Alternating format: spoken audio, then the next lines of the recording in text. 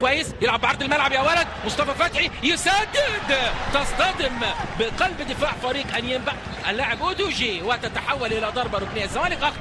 الزمالك اخطر في الشوط الثاني، العديد من الفرص تضيع الان.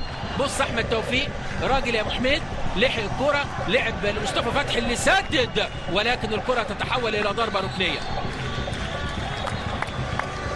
تغيير لفريق انيمبا، تغيير اول للمدرب بول إغبوغان. فتحي خلصها حلو لايمن حفني، يا ولد يا لعيب عايز يلعب العرضيه، لعب العرضيه حلوه، وانوي عائد للقيام بالواجب الدفاعي انوي ويحولها الى ضربه ركنيه جديده. الزمالك يضغط بقوه الان، ادي حفني والعرضيه والتغطيه الدفاعيه من انوي. نزل اللاعب عزيز ابو والعرضيه من مصطفى فتحي شتتها الدفاع. ابراهيم صلاح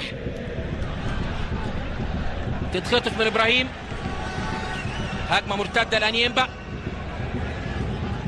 ادي الاماميه خطيره جدا. اسلام جمال، اسلام، والكره تذهب سهله في النهايه لاحمد الشناوي. حذاري من اي هجمات مرتده، بيمتازوا بالسرعه في التحول من الدفاع للهجوم. طارق حامد الى رمزي خالد، ايمن حفني، محدش مقرب له، يريح على رمزي خالد لباسم مرسي. استلام سيء من باسم معروف. طارق حامد لمسه واحده حلوه لابراهيم صلاح، مفيش تفاهم ما بين ابراهيم، لكن برافو رمزي خالد يقطع الى طارق حامد، يزودها طارق، يسيبها لابراهيم صلاح. بطء في نقل الهجمه من لاعبي نادي الزمالك. ادي معروف يلعب كره اماميه جوه ال 18، بيحاول باسم، تشتيت من دفاعات انيمبا، يجيبها حفني ومطالبه بضربه جزاء، ضربه جزاء، ضربه جزاء لنادي الزمالك. ايمن حفني ينجح في الحصول على ضربه جزاء، ضغط على مدافع انيمبا، يسدد حفني والكره ولمسه يد واضحه من مدافع فريق انيمبا وضربه جزاء لنادي الزمالك.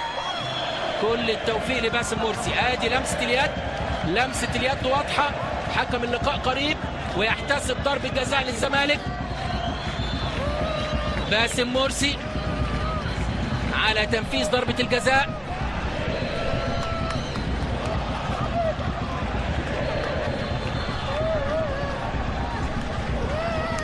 كان احرز هدف من ضربه جزاء في مباراه النادي الاهلي، كان سدد الكره في وسط المرمى تماما. بالتوفيق يا باسم، 6 أهداف مع منتخب مصر لباسم مرسي، منهم هاتريك في مرمى تشاد.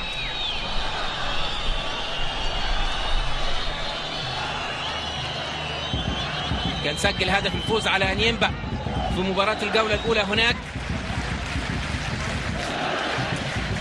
تشجيع ومؤازرة، استكمال العلاج، وسيوفليس يحاول التأثير على أعصاب باسم مرسي.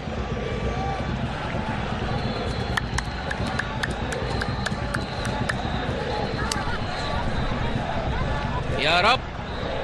باسم مرسي على تنفيذ ضربة الجزاء ومواجهة ثنائية بينه وبين سيوفليس. بيركز باسم مرسي يسدد يا داخل المرمى، هدف أول زملكاوي، هدف الفرحة الأولى لنادي الزمالك خلال أحداث هذا اللقاء. باسم مرسي نجم الشباك الزملكاوي في الفترة الأخيرة يحرز هدف غالي في مرمى انيمبا من ضربة جزاء في الدقيقة 62.